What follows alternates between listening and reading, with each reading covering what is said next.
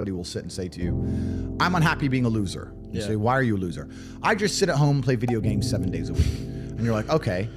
And maybe 3 days of the week, they're unhappy doing that. But 4 days of the week, they don't really, it doesn't really bother them. It doesn't really bother them. Because if it bothered them 7 days a week, guess what? They would fix it. Correct. So I have very little sympathy for people. And that's not because I'm not a nice person, but it's because I've been so hard on myself and I've been through so many things that were difficult, and I've been through so much pain and trauma myself. Some of it self-inflicted, some of it given to me by God to make me a better person. But I've been so difficult on myself. It's very hard for me to look at somebody who's refused to be difficult on themselves and see them as my equal or feel sympathy or pity for them. Why would I feel pity for somebody who took the easy route when I took the hardest possible route? I took the hardest possible way to be the man I am, and you were too big of a and now you want me to feel sorry for you? I don't feel sorry for you. I don't feel sorry for these people, because as a man, you can be anything you decide you want to be. That's the beauty of being a male. You can build your character completely from the ground up, just like a video game. Every single thing about me that people respect, I built. I was not born a world champion kickboxer. I was not born this intelligent or intellectual. I was not born this rich. I was not born this strong. I was not born this confident. I was not born this interesting. I was not born this charismatic and humble and gorgeous and tall and strong and sexy. I was not born none of these things. I became these things myself. Hey Andrew, so how do I get like a six-pack quick? What's the fastest way to get a six-pack? Why does it have to be quick? Why does it have to be easy? Why do you think life is all quick and easy? Why can't it be hard and difficult? Why can't you suffer? Because suffering is what gives it value. If everyone had a six-pack and it was quick and easy, then it wouldn't be valuable, would it? If everyone walked around with a six-pack and they got it easily, then no one would give a shit. The whole point is that it's difficult to get. Value is linked to difficulty. If you want something that is valuable, you need something which is difficult to obtain. The fact that you just said you wanted it quick and easily shows that your whole mental model is fucked. You shouldn't be thinking about quick and easy. You should be thinking about hard, suffering, pain, going through it. That's what you should be thinking about. This is going to be hard, but I'm going to do it anyway. Because when it is done, then everyone's going to know that I went through something difficult. Why do you want it to be quick and easy? Lessons and trauma, and the more you go through, the better of a man you are. And if you were to find the best men on the planet, I guarantee they've been through a bunch of terrible things. And you can use that trauma to become a better person, or you can let that trauma consume you and destroy you. But I thank God for all of it, because it gave me endless power to become the person I am. If you're truly angry or truly unhappy, then you can't sleep. And if you can't sleep and you get twice as many hours as everybody else, you become monumentally successful. So there's advantages. There's advantages to difficult things. I am glad for everything that happened to me. I wouldn't change a thing. Thank God for all of it. So truthfully, I think I'm lucky, I've been blessed. The reason I talk about these things is not to tell people I've had a hard life. It's to make it clear to people who are complaining about their own lives that the bad things that are happening to you are what you need to become the man that you want to be. I can't talk about women because I'm not one. I actually think trauma is terrible for women because it masculinizes them. They become cold, and that's not attractive, right? We want feminine, pure, protected women. I don't want a woman to ever go through anything bad in her life. I think a man should go through it for her and protect her, because I think that's how she's her best self as a woman. But I think to be your best self as a man is the absolute opposite. When someone emails me and says, "This has happened to me," I'm like, good. No, what do you mean good? It's terrible.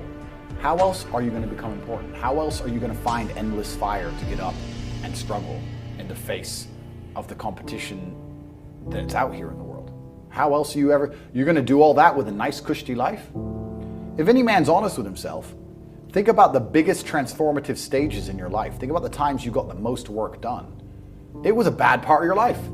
You were heartbroken, or you lost a house, or broke, or whatever. That's when you did shit. When everything was fine, when the woman's still sucking dick, the mortgage is paid, dinner's on time, it's kind of doop-de-doop-de-doo, little by little, do a little bit of work, do a little bit of relax. But the big events come from trauma. This is it. So it's a cheat code. It's a cheat code to climb the mountain. I think we're here to struggle and to learn. I don't think we're here to be happy. I think we're here to do important things, and important things are going to be difficult, and they're going to be hard, and you're going to get frustrated. But that's what gives you purpose. That's why when we keep going back to the happy argument, I've always found that kind of frustrating and annoying. When someone goes, "Oh, but I want to be happy." Why? Why? Why do you want to sit there and laugh? Like you were happy your entire childhood. That's your happy days. You're allowed to be happy as a kid. It's all over now, right? You're a man. Anyone who's chasing happiness, I think that's a very feminine frame. I understand why some women just want to be happy. I don't know how it feels to be a girl because I'm not one, but in my experience, I know women who just want to be happy. Yeah. Girls just want to have fun. Yeah. Fine, but you're a man, right? And if you're a man, then it's absolutely an utterly different experience of life. I think we're here to struggle. I think we're here to endure pain. Yeah. I think we're here to just see how hard we are to kill. I think that going through terrible things and living through them and coming out the other side is one of the most fantastic things about being human.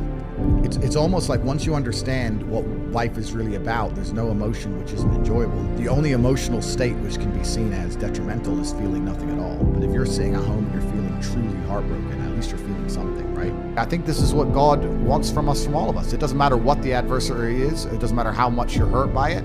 You need to allow it to motivate you to push harder and show your power and show your resilience. And even before I became Islamic, I very much understood that when bad things happen to me, this is a lesson from the universe or from God or from the Creator to stand up and show who I am and who I can be, and to take all of the pain and anguish and disappointment and heartbreak and all of this and turn it into a force I can use for good and to make myself a better person. And I think if you don't approach life this way, that you're always going to struggle, because life is hard for everybody. It's going to be hard. It doesn't matter who you are or what you do. You need to be resilient to it.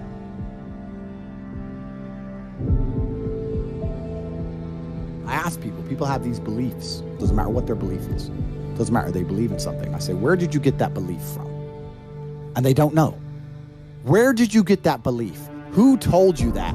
And does that person have your best interests at heart? Think about it. Think about all the things you truly believe. Think where you learned it, and think if that person actually gives a fuck about you. Because the only thing you should be learning from is personal experience from people who genuinely care about you and love you. Most people are out here believing things and repeating things that were told to them by people who don't even fucking like them, by their enemies. Everyone's mind is fundamentally fucked. All of it. Look at me.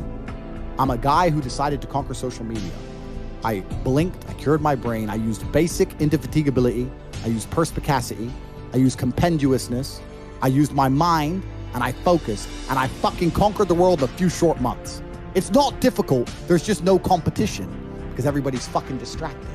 They're getting distracted by this, distracted by that, watching fucking Netflix, jerking off to Pornhub like fucking jackasses. It's so easy to win if you can control your own mind. But it seems that nobody fucking can.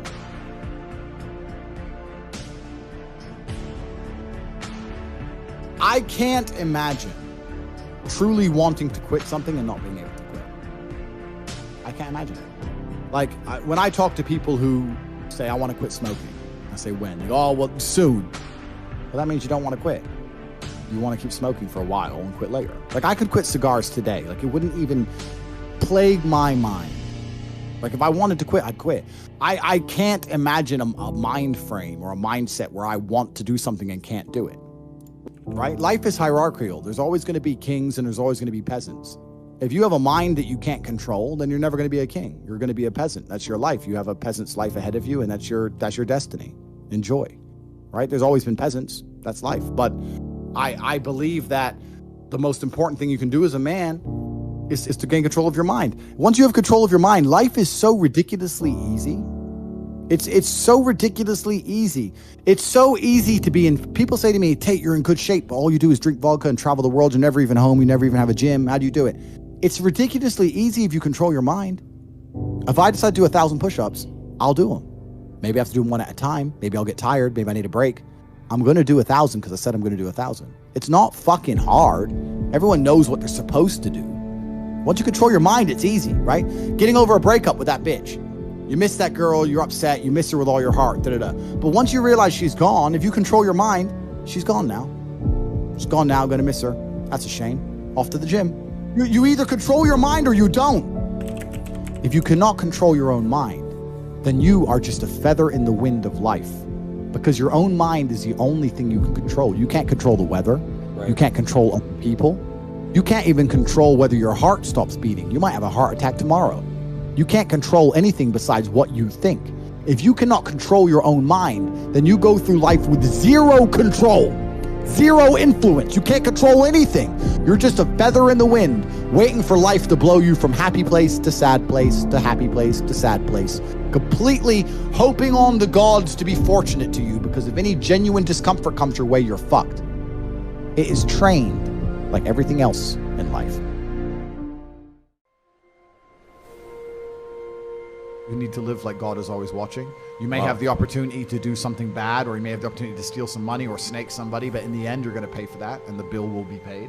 I think if you do the right thing, in my experience, if you're a person who does the right thing, firm handshake, is on time, doesn't lie to anybody, does what he's supposed to do, is honest with a good heart, is genuinely polite to everyone he meets. If you are that person, you get very far in life. I've yet to meet people who just do all the simple things right, who completely fail at life. But I've met a lot of people who snake or steal some money and they get really rich, then they lose it all, or they get rich and end up a gambling addict or depressed or etc.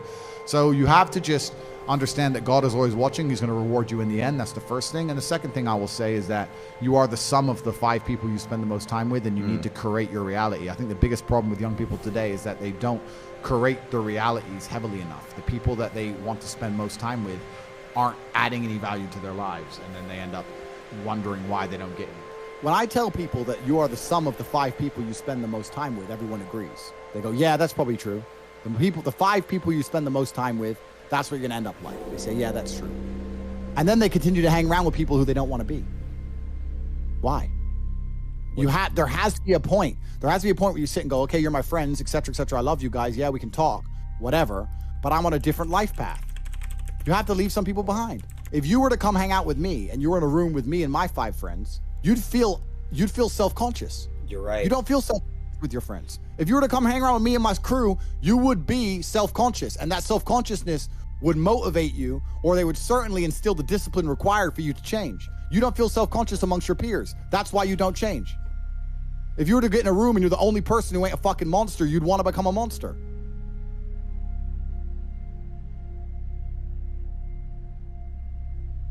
Do you have something to prove? I think everybody on the planet has something to prove. If you walk through life and feel like you have nothing to prove, then you're a fucking loser. If you wake up each day and go, I don't owe anybody anything, I don't have to prove anything to anybody, then you are a loser, because you are absolutely not being correct. You must prove yourself to other people. You must prove yourself to your bloodline. You must prove yourself to God. God hates the lazy. He can't stand them.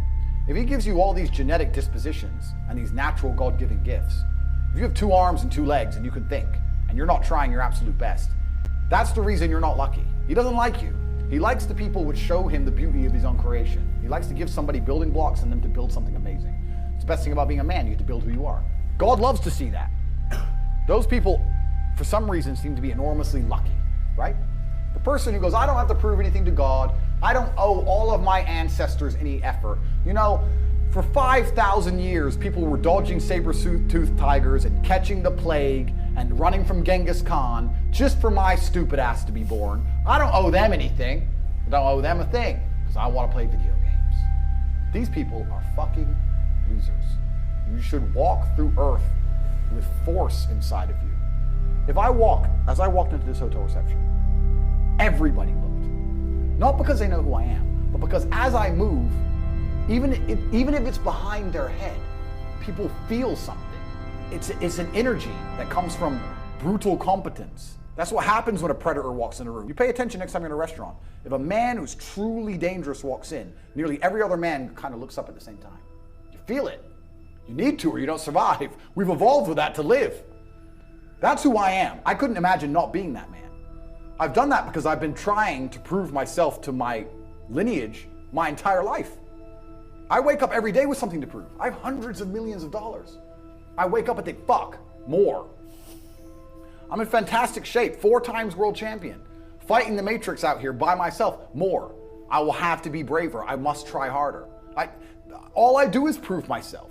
So when I hear people go, I don't have nothing to prove, then you're a fucking loser. Peasants have never felt like they needed to prove anything. But kings felt like they needed to go and conquer land. Isn't that it's coincidental that the king, who already had it all, felt like he needed to go to some far-flung land and conquer it and take it and prove he's the king. But the peasants, oh, I don't have to prove nothing to nobody. You're a fucking loser then. You're a dummy. I absolutely and utterly, completely have everything to prove to everybody all of the time. That's who I am. I will prove anything to anybody. If I sit and say X, I will prove it to anyone. I can be checked at any time. And their ancestors who fought fucking saber-toothed tigers or escaped the Mongol hordes or managed to dodge bombs in the Second World War. All the shit they went through just for this fucking cretin to be born. And to look at him, look at who he is, listen to his life story, listen to what he does on a day-to-day basis, and they would feel nothing but fucking shame.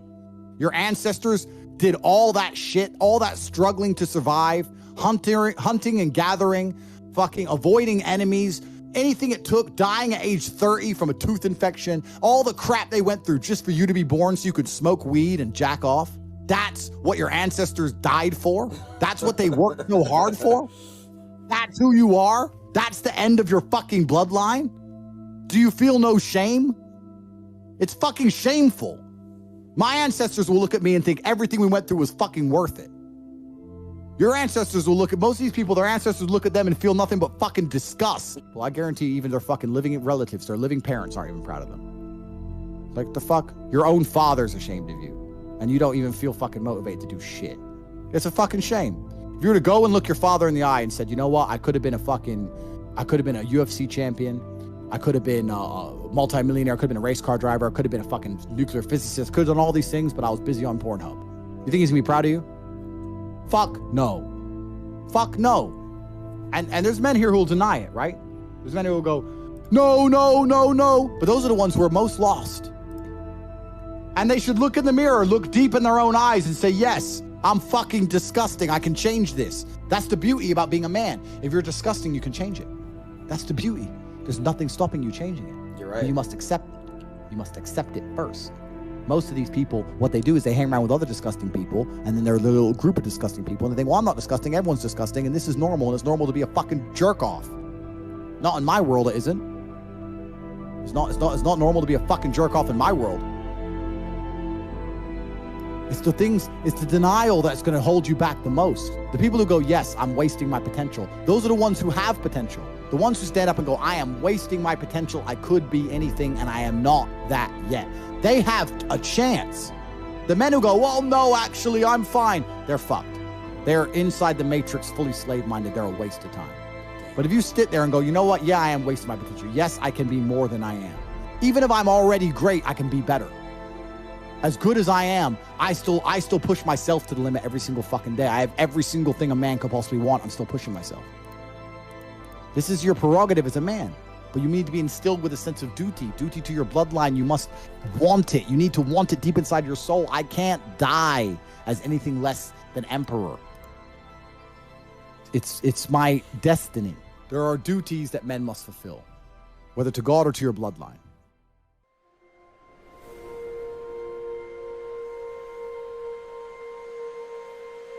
I didn't say depression isn't real. I said feeling depressed is real. But the idea that depression is going to strike you in your mind and there's nothing you can do about it isn't real. When you believe in something, you give it power. So I tried to say that when I felt at my lowest and I achieved the most I've ever achieved in my life, the reason I was capable of doing that is because I didn't believe in the paradigm of being a depressed person. I just believed that this is how I currently feel and fuck it, I'm going to do whatever it takes to get my life to be better. I don't even give a shit about right and wrong. You can tell me you can give me with every scientific proof in the world, depression, but I refuse to believe in things that take my power away from me. I'm only going to construct a mental model that allows me to be as powerful as possible. If believing in the idea of depression is going to take my own power away, then I won't believe in it. I don't want to believe in things that make me weak. So when people email me and they start saying, I'm depressed, I'm depressed, I'm depressed. And what's funny is this, I talk to them and they desperately defend the idea of depression. I'm like, my friend, you just told me you're too depressed to be successful and depression has destroyed your life and you lost your girl. I'm telling you that enemy, the enemy in your life isn't real. And you're now sending me 10 emails a week trying to convince me that your enemy is a real thing. And they're defending it because it's a cure-all excuse. Depression or sadness is a cure-all excuse for men to use for failure. You get to roll out, be fat, be out of shape, be broke, be unimportant with no girlfriend. And instead of the world thinking you're a loser, you get to say, I'm not a loser, I'm depressed. It's a shield. Yeah. And I say, that's why you don't want to lose your shield. Because now you have accountability, now you have performance. It's a cop-out. Fuck it off. I don't give a shit if it's real or not. We're not about that. We're talking about success here. Get rid of your excuses, stop defending the thing that's ruined your life, and get to fucking work. And every time anyone has ever listened to me in history, ever, every single one of them's transformed their lives and messaged me positive messages afterwards. Every single fucking time. That's why I'm antidepressant. Because that pill ain't gonna fix you the way becoming the man you wish you were is gonna fix you. Conquest is all life's ever been for men. This is what men have an innate desire to conquer. Why did the Romans wake up, melt rocks, make swords, and walk in random directions? They didn't have Google Maps. They didn't have a fucking clue where they were going. Random directions to find some other group of people and fuck them up and take their shit. Why? Conquest. This is a conquer. Why did Genghis Khan ride his ass from Mongolia all the way to fucking Vienna? It's a long way. Why? Conquer. Men are born with this innate desire to conquer. It's inside of us. They're trying to suppress it. They're trying to distract it away from you, tell you that you're wrong. You're toxically masculine. You shouldn't want to conquer. You should want to sit at home and be tolerant. No, you shouldn't. You should want to conquer shit. Doesn't matter if you do it fiscally and make as much money as possible. Doesn't matter if you do it in the gym, lifting as much weight as possible. Doesn't matter if you try and become as big as possible on the internet. You need to find out a way to conquer Earth and conquer. It's the only thing that's going to make you happy as a man. The only thing that's going to make you intrinsically happy is conquest. Nothing else. If you're depressed, it's because you don't conquer shit. Conquer something. Get up and do it. It doesn't have to be a negative at all. You can do it in a very, very positive way.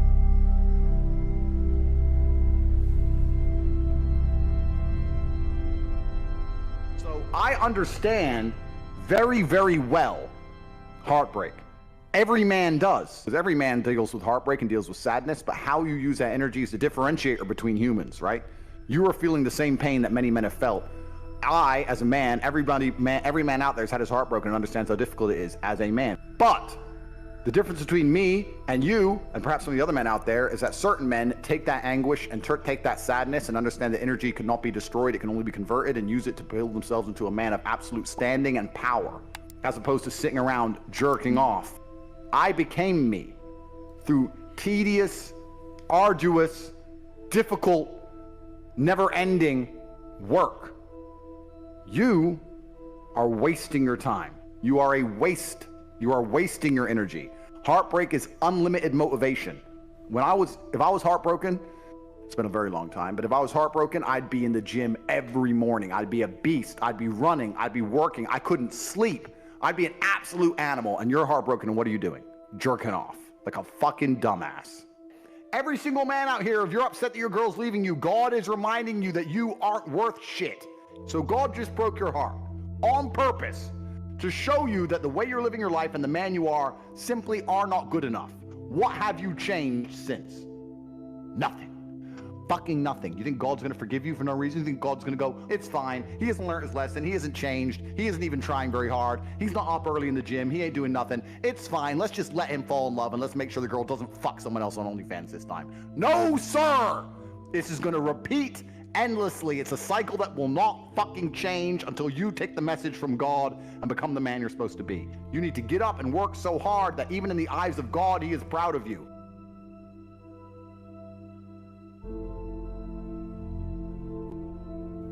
We live in a comfortable world now where people think, oh, it doesn't matter, it doesn't matter. But you know what? To some degree, it does matter. It does matter, and I'll tell you who it matters to. It matters to your soul, and it matters to God. I stand in the mirror with a pure heart. I know I am the best version of me that could possibly ever exist. I know that God is proud of me.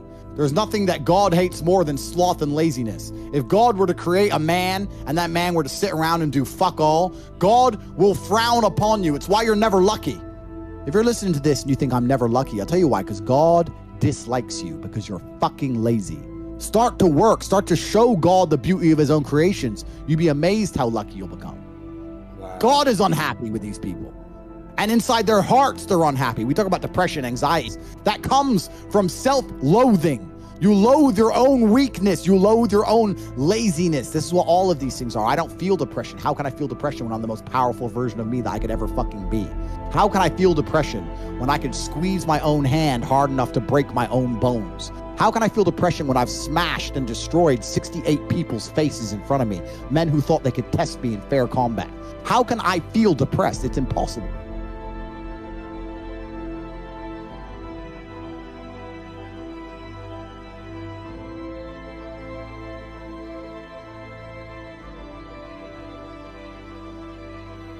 Now that I'm out of jail, am I happy I went to jail? I think I learned a lot in jail. I think I learned a lot. So if God is the best of planners, perhaps he put me in there to learn something. I have to believe it's going to make me a better person. Why else did I go? What did I go for? To waste 3 months? To stare at a wall for 3 months? Is that why I went to jail? No, I must have gone to jail to become a better person. I must have learned something. I have to self-analyze and find the lessons and pick it out. And I think a lot of people don't do that with all the bad situations in their life. And regardless of whether you went to jail or a woman left you or your business failed, whatever it is, you need to analyze the entire situation and say, okay, what can I learn? There's a big pile of shit here, but there must be a little bit of gold inside. It's all happened now, and I don't see the point in looking at it in a negative way. Could I have prevented it happening by being less fantastic? Well, perhaps. But Nelson Mandela went to jail, and Muhammad Ali went to jail, and Malcolm X went to jail, and MLK went to jail. And when you tell the truth about the world, you're going to do a bit of jail. It's kind of just part of it, I guess. If you imagine something truly and fully, if you truly, completely imagine it, to a degree, your body will react to it. Let me give you an example. If you truly imagined yourself at war, day after day, you imagined yourself under attack, defeating the Matrix agents, you're top G, you're walking through life, the agents are coming, you're doing Aikido, and you're destroying them, and you're the most powerful man in the world. If you truly imagined that and felt it in your mind to the point where you thought you were there and you felt it in your body, I would guarantee you, after X amount of time, you would have a higher testosterone level and your muscles would be stronger than if you didn't. I will guarantee you that.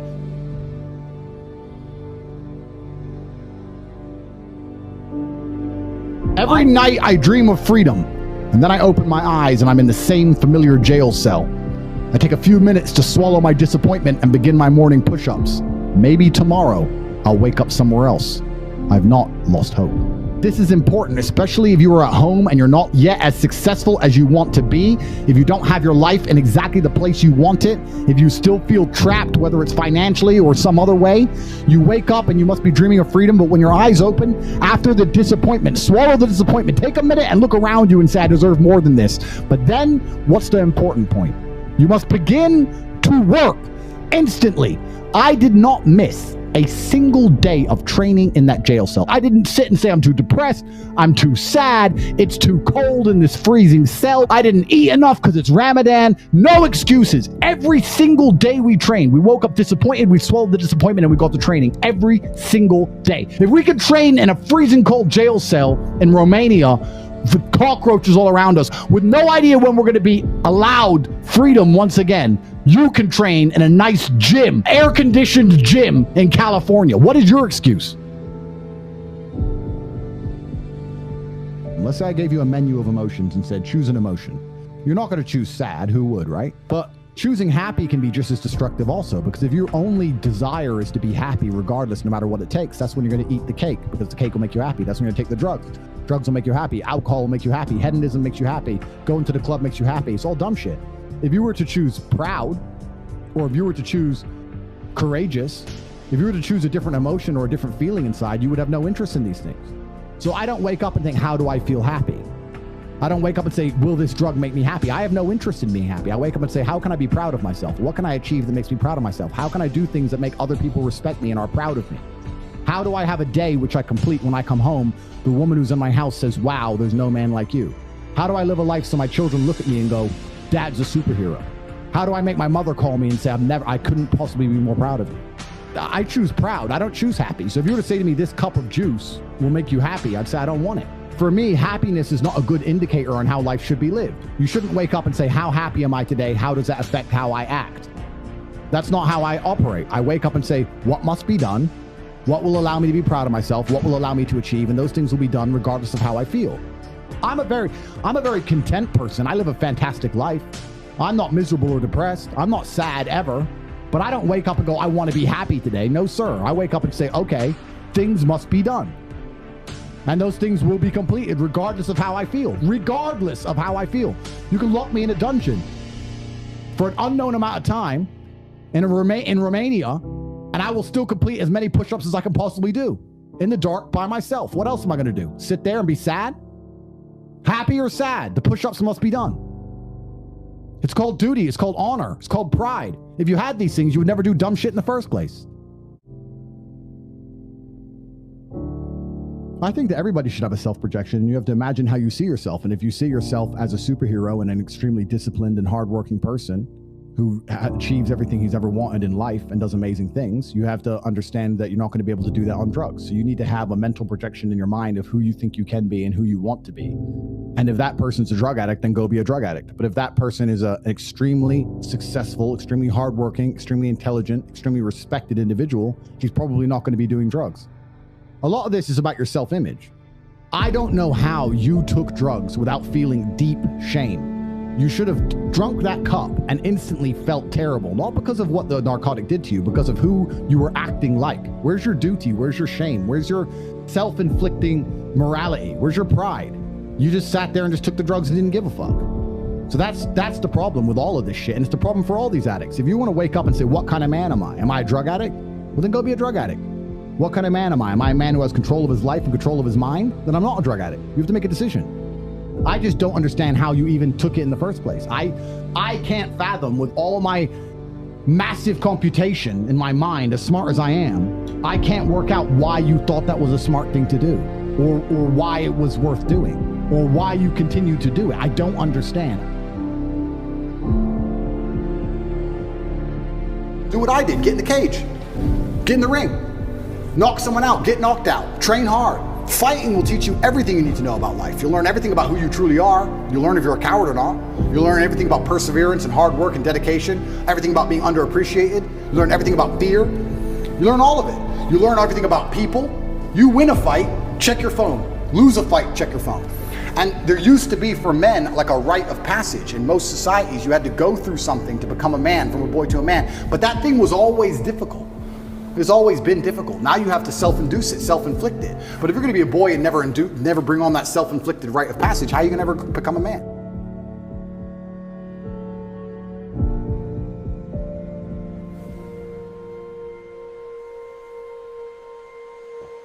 I think a man has a duty to his last name.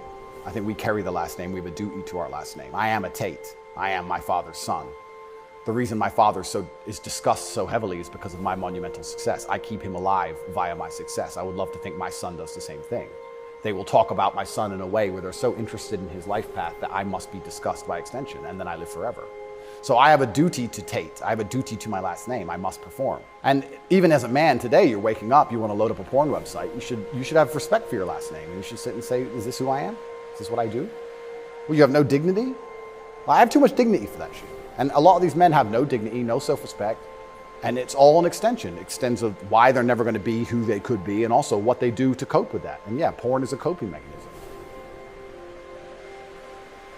If you have a porn addiction or you have a problem with porn, you have a problem with yourself, because I guarantee if you were the kind of man you're supposed to be, you would have no time for that, and you wouldn't need it. I can confirm that's absolutely and utterly the case. Yeah. So the fact you even need porn shows there's a problem with you as a man, because if you were the kind of man you could be, and I genuinely believe that any man can become anything, then you'd have unlimited sexual options and you would have no interest in that. I think that if you are black, white, Asian, I think if you stand up, self-respect, work hard, try your best, turn up on time, firm handshake, don't make excuses for anything, don't look for an easy way out, no matter what your skin color is, in America or England or any other Western nation, I think you can be extremely successful. I don't think anything's stopping you. I was raised on welfare in Marsh Farm, which is the worst area of the worst town, Luton, with the highest crime rate. I went to a school with a 4% pass rate, single mother household effectively. So I started at the absolute lowest echelon of life, and I would like to consider myself somewhere near the top now. I've been through absolutely every stage. So when I say to men, you can become anything you want, and my answer to you is masculine excellence, there's no other answer. I can't tell you how to rig the game and cheat the game.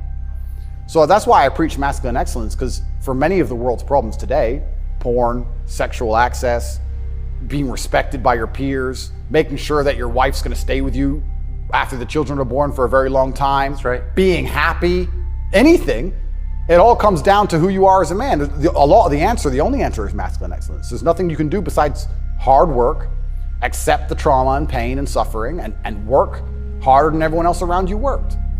And that's why porn's a problem. So I will genuinely say to any man out there who finds himself loading up that website, go take a look in the mirror and realize why no one wants to fuck you. Work out why and do something about it. Absolute and utter self-accountability. This is something that's also missing.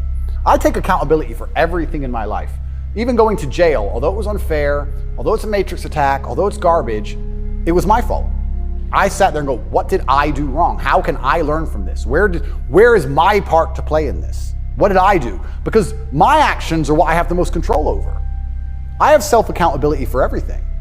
If a woman doesn't want to sleep with me, I don't sit and say, women are this way, society's that way. I just sit and say, okay, why? What can I change? So any man who's loading up porn needs to go have a long conversation in the mirror and realize that he's not desirable or as desirable as he should be or could be. Women are a fantastic side effect to unlimited success. It's very difficult to do everything right all the time in all realms and be extremely successful in all the realms a man should be successful and then still end up lonely. I think that's almost impossible, I would argue. Yeah. It's basically almost impossible. Like, I have to try very hard to Aikido chicks away from me. It's not the opposite. And you also have to understand, man, I say this to people all the time and people laugh when I say it. I say, if you're watching this podcast as a man, when this finishes, when you've done the push-ups Tiggs told you to do, go look in the mirror and ask yourself a very simple question. If I was a girl, would I sleep with me? And the answer is probably no. Whose fault is that? Yep. You, because she has all the choices in the world. She can choose anybody she wants. Why would she choose you? Are you really that funny and interesting and unique? Are your life stories really that cool? Tell me something you've done that no other man's ever done. Tell me something about you that's genuinely unique. And this is where a lot of my message gets confused, and especially MSM and everyone who attacks me and all this garbage. I've been told I talk quite pessimistically, but I try and explain to men, if you want to stand out, if you want to be different, if you want to be the kind of man who can talk about himself in a way and be discussed by females in a way that other men can't be discussed, you need to go through some bullshit. You're never going to become interesting and unique and the kind of man that can't be replicated through all the happy things in your life. You can't just go to the fucking circus and eat popcorn and come out and be a G. You're a G when you've suffered. That's the reality of it. Every single man you meet who people respect, both men and women, usually has a story that makes you think, ooh, I wouldn't want to be that guy. Ouch, that would have hurt. Yep. That was difficult. And so when you tell me something like, oh, I lost 115 grand in crypto, I actually think that's a very soft story. Fine. But what have you at least learned from that? Can you at least tell the story in a compendious and interesting way? Can you even sit down and tell somebody that story in a way which is engaging enough for them to listen to you? Do you at least have a joke out of it?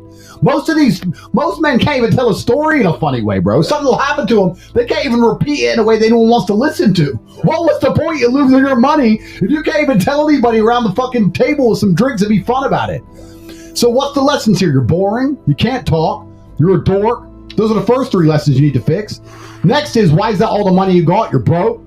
How did it happen? You're stupid. You have a whole bunch of lessons you need to internalize, and that event could be the best event that ever happened to you to change you as a man to become the kind of person who doesn't give a shit about $115,000. So God gives you these chances to suffer so you can level up your character. But I'll often tell you, most of you people at home which are complaining that your life is difficult, I'll actually argue that most of your lives are too easy. Even though that God gives you these chances to level up and God gives you these difficulties, most of you, 99% of you, need to adopt more difficulty yourselves. I mean, you need to wake up and find more struggle yourself if you truly want to be a fierce competitor. Yep, you got to find pain. And this is where, again, it goes back to leveling up your character and your network and who you are as a man. You had that money in the bank. Your bills were obviously paid. Did you at least use that time to become fearsome? Did you at least use that time to become the kind of man who can wear a normal ass t-shirt but still look like Hercules? Because if you didn't, then you wasted the money anyway. That's the kind of thing you should have been doing as bare minimum standard. That's bare minimum. And men speak without speaking. I can meet somebody without saying a word, and within the first 3 seconds, I know if he's a bitch or not. Everybody knows this is how men operate. We instantly can analyze somebody and see if they have value or not. It's something that's almost instinctual that you can't explain. So the easiest way, I have a lot of people ask me, hey, how do I come across as high value? Be high value? How about that? That's the easiest way to do it. Why are you trying to fake? Why are you trying to lie? This is what's truly amazing about the masculine experience. I have so many people message me, and I get thousands of emails a day, and people are always looking for this hack or this cheat or this quick way to achieve something. You have to just become the man. There's no other way to really do a lot of things. But I guarantee your dad doesn't even know me, but I guarantee if I were to speak to him for 10 minutes, because of the way I would articulate myself, because of the way I would express my opinion, because of who I am, because of my physicality, because of the car I turn up in, he'd probably be more likely to listen to me than you, his own son. Why? That's your fault. And that's something you've decided to be. It's a decision you've decided to make. And this is what I don't understand. I truly don't understand how most men don't wake up and think, shit, I'm not good enough. And I think you need that degree of insecurity, I guess, and anxiety that's going to propel you towards the top, because there's always more work to do, and you're competing against people like us who are out here to destroy you, and that's the reality of the game. You have to take absolute and utter accountability in your life as a man. For everything. It's all your fault. There's nobody else's fault. It's your fault. And I was literally sitting in jail with a bullshit garbage case, which I know is all imaginary, saying this is my fault somehow. You have to find out, otherwise you don't get the lesson in it. The guy who had the 2.4 million gambled, or the guy who lost 115 grand, that's your fault. Yep. Good. What have you learned from it? Have you actually learned anything, or are you just sitting there going, I wish I had it back? Because if you didn't learn anything, you lost it all for nothing, right? Yep. And if you did genuinely learn something, then you're going to change your life for it, because I don't think most people can learn anything unless it's painful. I've never seen people learn lessons the easy way. When someone learns a lesson the easy way, you know what they think? They think, I got away with it. Yep. Over and over again until it eventually burns and stings them. And that's the only time they learn. Humans only learn the hard way. So when you finally get a hard lesson, fantastic. However you lost that 115 grand, I guarantee it won't happen again unless you're a dummy.